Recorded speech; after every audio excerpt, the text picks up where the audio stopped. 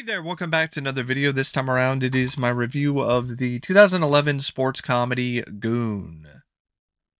Now, before I get around to sharing more of my thoughts on this film, I would like to give a special shout out to Dark Metal Spider for requesting this review, and if there's another film, TV show, or topic that you'd like to see me discuss in the future, feel free to donate to either my PayPal or to my Patreon.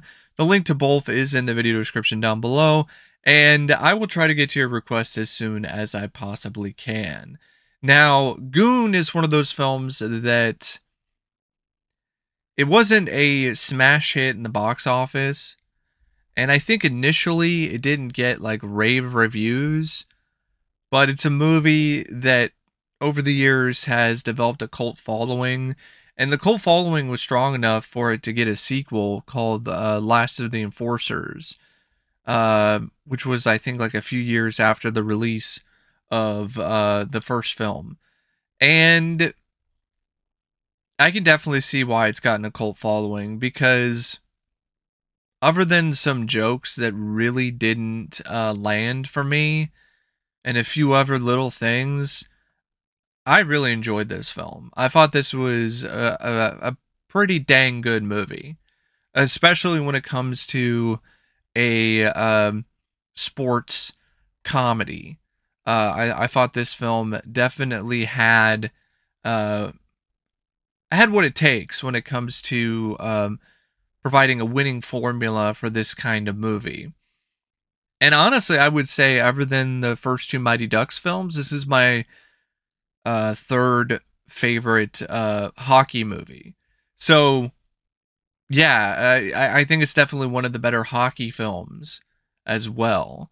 It's directed by Michael Dowse, and I think his direction is fine. It's pretty good. It's solid. I wouldn't say that it's a hat trick or anything. Like, it's not that kind of direction. Honestly, I think some of the direction in the sequel, especially when it comes to the hockey scenes, is a little bit better. It's a little flashier, a little bit more unique, and puts you in the action a little bit better. But the way that the hockey scenes were shot was still effective enough. And I feel that there were some inspired and interesting angles and POV shots that Dowse decided to use that definitely did add a lot to the film visually. And it's not like it's a film that's inconsistent when it comes to its visual style. It's very straight and narrow in that regard. And I think he did a good job working with his cast, especially getting some really strong performances out of Seann William Scott and Alison Pill, as well as the few scenes featuring Liev Schreiber's character, Ross the Boss Ray. And the fight scenes are definitely the biggest highlight of the movie when it comes to the direction. Like, Dowse really brought it when it comes to the way he shot those scenes. Like, they were very visceral, they were very intense, they were very fun to watch because of just the way that he shot them. Like, he didn't shy away from anything. Like, he really went for the gusto and went balls out wild with the direction for the various different fight scenes involving Glatt. Now, it also is pretty good when it comes to just the sweeter scenes involving Glatt and Eva. I thought those scenes were genuinely charming and cute and well shot, and didn't feel like they were out of place when it comes to a movie that in a lot of ways is really focused more on, you know, Doug Glatt just beating the ever-loving crap out of people on the ice. But, I mean, other than that, it definitely is a film that has some good, consistent and effective and efficient direction. The script by Jay Baruchel and Evan Goldberg It's based on the real life story of Doug Smith, who was an actual enforcer in the NHL. And I believe it was NHL. It might not have been in the NHL, could have been a different hockey league, but he was an actual enforcer. And he had a similar story to Doug Glad. But it's very loosely inspired by it. Like it's for the most part more of its own thing than anything that's really based solely on his career. And what I like about this script is its heart. I think it has a really good heart to it, especially when it comes to the character of Doug Glatt. He genuinely is a nice guy, and it comes across as something that's authentic. It doesn't come across like it's forced. And you sympathize and you feel for him. You know, he's a guy who he's got some problems mentally. You know, he's not all, I wouldn't say he's mentally ill, but he's a guy who doesn't have 100% of his mental faculties. You know, he's not, you know, the smartest guy. He's not the brightest bulb, but he makes up for it with sincerity and his own form of charm. And I feel the script really does a good job making that character into something truly special, despite his weak elements or his weaknesses.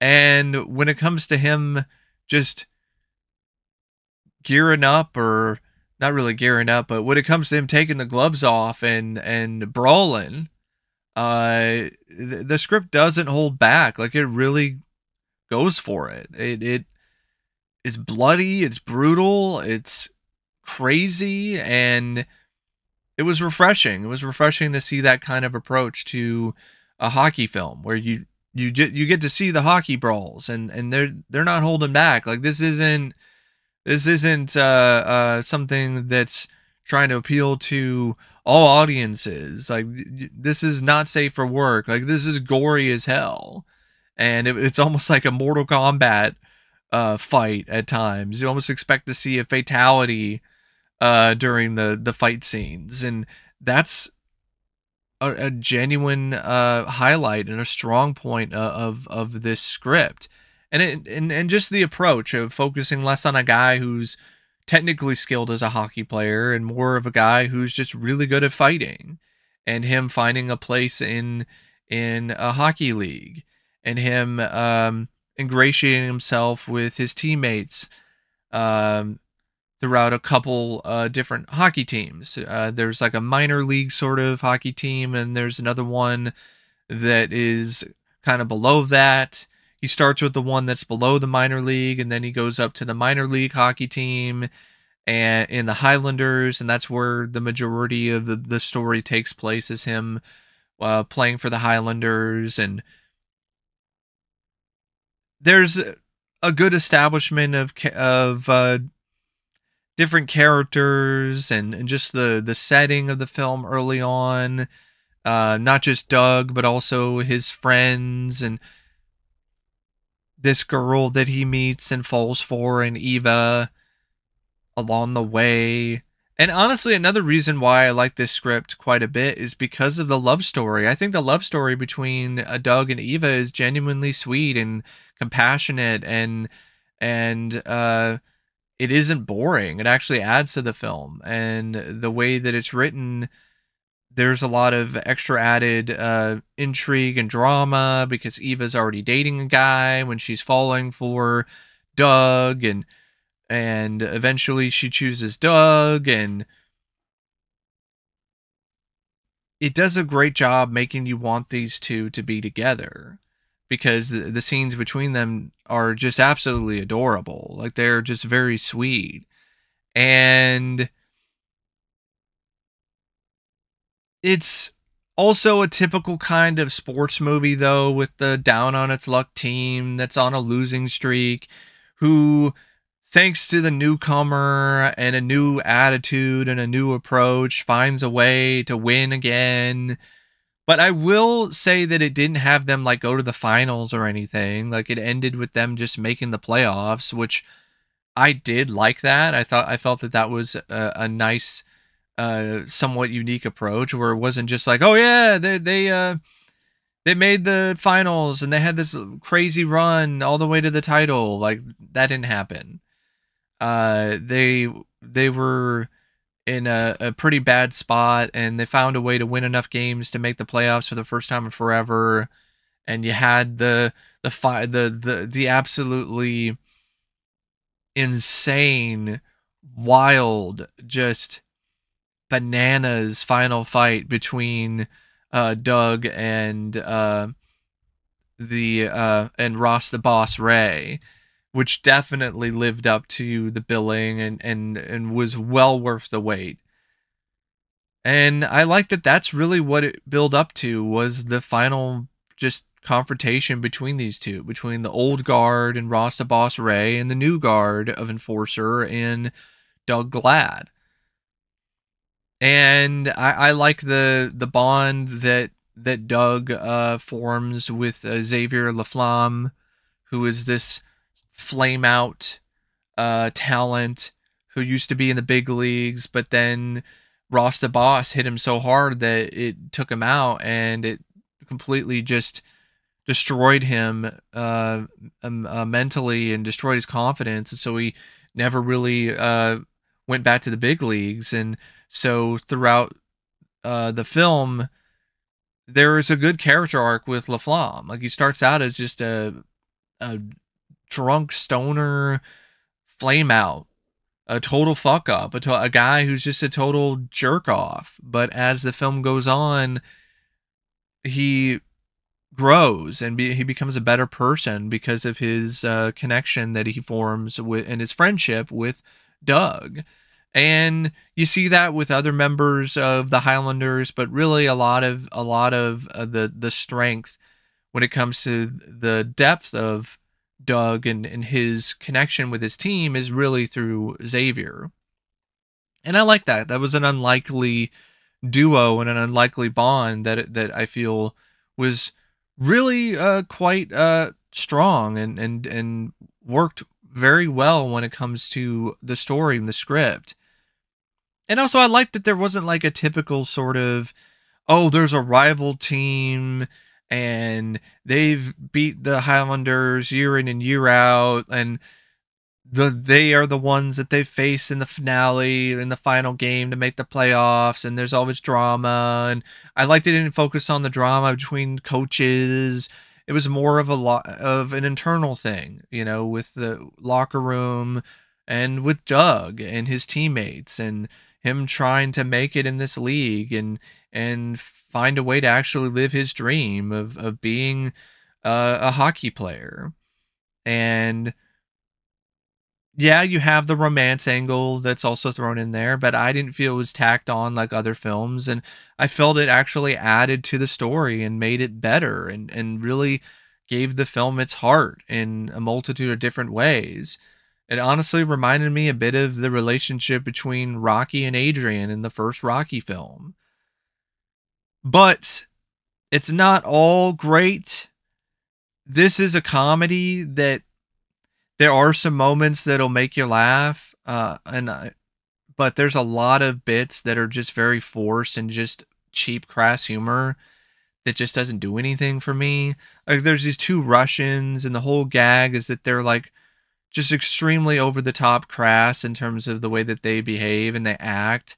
Like, the goalie has a mask that has his mom printed on it, which is weird, but they like keep like humping the goalie's mask and saying, "We're fucking your mom," and all that other stuff. And that just wasn't funny at all to me. It was just obnoxious, and there was plenty of that humor.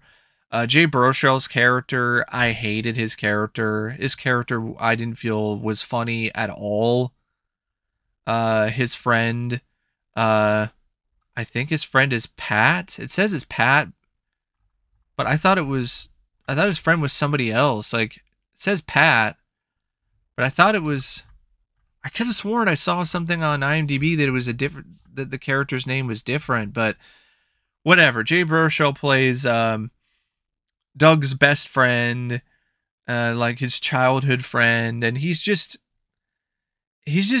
a absolute chode. That's really what he is. Like, he's just constantly talking about all kinds of crass, just gross kinds of things that I just didn't find funny in the slightest, and I just hated pretty much every scene he was in. Like, dude, choose the number 69 because it'll be cool. Get it? Ha ha ha ha. You know, he was just a. He was a total chode. I did not like that character, and I like I like Jay Baruchel, but I did not like that character at all. Anytime the film was trying to focus on him, like, the film took a dive for me personally.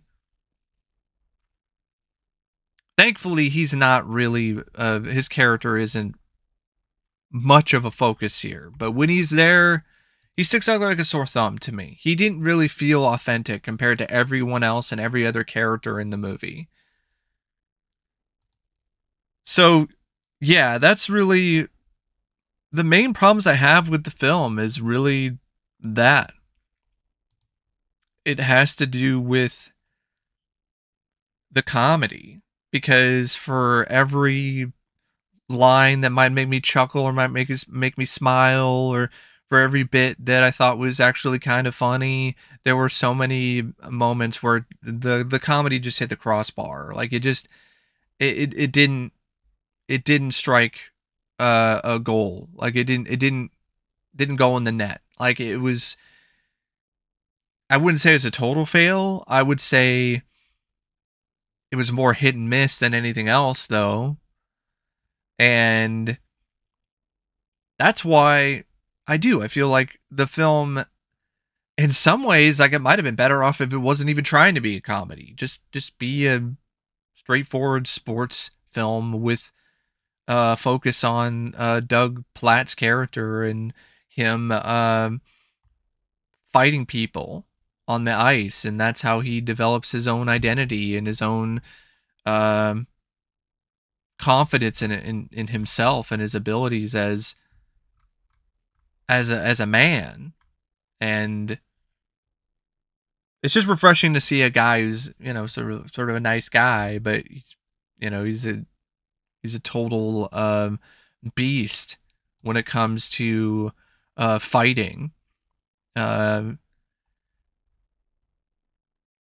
And yeah, it ends in a way that's not necessarily as predictable as it could have been too, which I definitely did appreciate.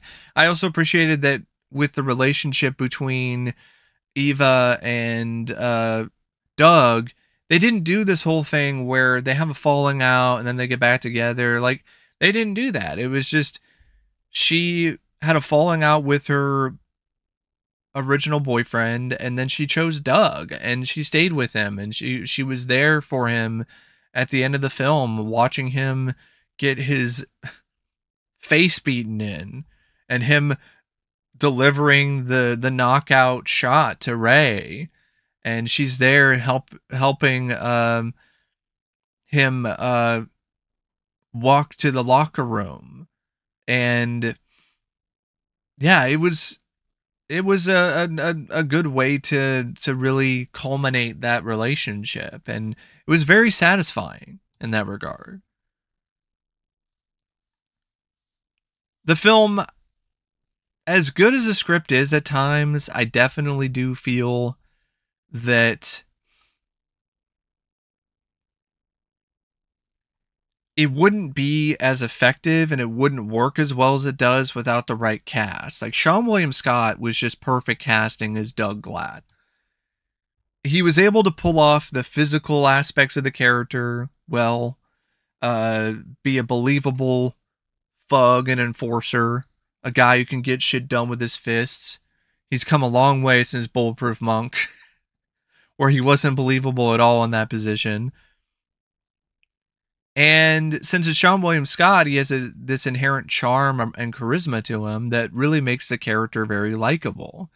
And I feel that Seann and Alison Pill were just a really dynamic duo when it comes to the scenes between the two. Like, the sparks were just flying right off the screen when it comes to the scenes they shared together. They were such an adorable couple. And that was a big reason why this cast works as well as it does, is because of those two. But you also have the wild card and Liev Schreiber as Ross the Boss, and he's not in it a lot, but he really makes the most out of it. In some ways, he's kind of a little bit of a dark horse MVP for the film, because he doesn't come across as your typical cliched foe or villain. There's more nuances and layers to him. Like, he actually does respect Doug, but there's that great scene where he and Doug are talking in at the diner, and he's telling him, you know, man, like, I respect the hell out of you, but if we face off and we fight, I'm gonna knock your head off. Like, I'm gonna knock you out. And I like that. I like that about it. Like, there was a certain respect there that just made the confrontation between the two so much more interesting. It wasn't just your typical good guy, bad guy type of battle in the end. And I think Liev brought a lot of that nuance to the character. Jay Baruchel, just an obnoxious character. Just, that's the whole point of the character, but I did not like this character at all. Found him annoying as hell. So I guess he did his job and playing an annoying best friend, but yeah, I didn't care for that performance. Marc-André Grondin, though, is Laflamme. I thought he was really good. I thought he was great. Did a good job playing the flame out, burnout Laflamme, who's just more focused on doing drugs and banging women than he is playing hockey and taking the game of hockey seriously. But he also, on the flip side, did a good job playing the more revitalized Laflamme, the Laflamme who's formed a connection and a friendship with Doug, and he's become less of a burnout at this point. He's actually learned to care about hockey again. And if you can hear that, I guess there's a helicopter that's like right outside my front door. I mean, my window. I don't know why. I guess there's somebody who's flying around. Must be big fans of Goon. But yeah, Marc-André Grondin. I definitely feel that he was also a really good addition to the cast. Eugene Levy's in it for a little bit, kind of a bit of an American Pie reunion as Doug's dad. You also have Kim Coates, who was honestly one of the funnier and one of the more consistently funny members of the cast to me as the coach, Ronnie Hortense. Kim Coates, I think, is a very underrated guy anyway, underrated actor, and so I thought it was great casting for him to play this kind of hard ass coach who, you know, does the typical sort of coach speech and has these speeches and stuff, but he does it in such an over the top fashion that it's honestly really funny. And you had some other actors and actresses who, well, I mean, there was the actress who played Doug's mom. You had some other actors who played different members of the team, like Jonathan Cherry as the goalie, Ricky Mabe as John Stevenson, George LaRocque as Huntington, Kurt Kaleback as Rob McCaudry, Larry Wu as Park Kim, or Richard Clarkin as Gord. But I would say when it comes to the Highlanders, it's really Marc-André Grondin who is the one that has the most screen time and delivers the most authentic and best performance. Although I would say I did like Richard Clarkin as Gord as well. I believe I do believe he was the one who was playing the captain, the former captain of the Highlanders, Gord. And I also I like Jonathan Cherry as the goalie. Like, I legitimately felt for the goalie, because these two Russians, these two jagoffs, are just fucking with him all the time, and I was like, yeah, dude, like, leave him alone. Like, what the hell is your problem? Like, just stop being a bunch of fucking assholes. Like, I didn't even find the stuff with the Russians funny most of the time either. It was just like, oh yeah, dick jokes, ha ha ha. Like, but that's just me. And I know a lot of people like those characters, but I wasn't really a big fan of them. And the performances I didn't think were that great. It was another instance of just kind of forced trying to be funny stuff. But still pretty good cast for the main three and a couple other supporting roles. The cinematography by Bobby Shore, it's a sure thing. No pun intended. Like, it's pretty decent. It's not amazing. It's not something that's gonna wow you. Although there are a couple of shots. There's one shot in particular that's a shot of, I think it's the stadium at night or something during a sunset, and that shot is gorgeous. So there's a couple shots in this film that are pretty incredible, but it's not a film that has a lot of those moments. But then again, I don't think that's what the film is trying to be. So I think for what it's trying to do, I feel it's shot well enough. Same thing for the editing by Reginald Harkema. I definitely feel the editing is at its best when it comes to the brutal beatdowns involving Glatt and his fists. The music by Ramachandra Borkar. I mean, the original score, I don't really remember many notes of it at all. I would say it's fine, it's serviceable, it's decent, it fits the film pretty well, but it's not something you're going to listen to again and again or over and over. The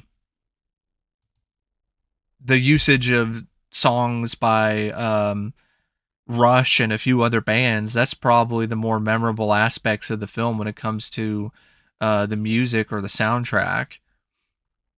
Some good song choices that they used for the film, for sure. And I think it's paced rather well. I don't think it really is a film that has a lot of moments where it just gets stuck and, trapped in a net or can't move that far on the ice. It's got bad skates, or it's a loose skate. It's kind of skating all over the place. Like, it isn't really one of those movies. I think it's rather consistent when it comes to its pacing. So while there might be some jokes that might not land, it has so much else going for it that it makes up for the bad jokes and then some for me. It's the heart of the film. It's the concept of just having a hockey movie that's focusing on the fights, which apparently was an idea that I think Kevin Smith had. It was for a film called Hit Somebody that was actually going to feature Seann William Scott as a hockey player, but then he recast Seann William Scott with some other guy from Red State, and then the movie never got made. So it was an idea that was kind of hanging around, but it didn't really get any traction until this film. And I'm glad that Kevin Smith had nothing to do with this movie. I think this film would have been significantly worse if he was involved with it. Like, if this was a Kevin Smith film, I think this would have sucked. Because this is around the time when Kevin Smith was really starting to fall off. But yeah, I would say it's definitely a movie that I think is worthy of its gem status. I really do. Like, it's not my favorite hockey film or my favorite sports movie, but it's up there. And I definitely enjoyed it a lot, despite my issues with the comedy. But anyway, thanks for watching my review of Goon, and until next time, I'll see you later. See ya.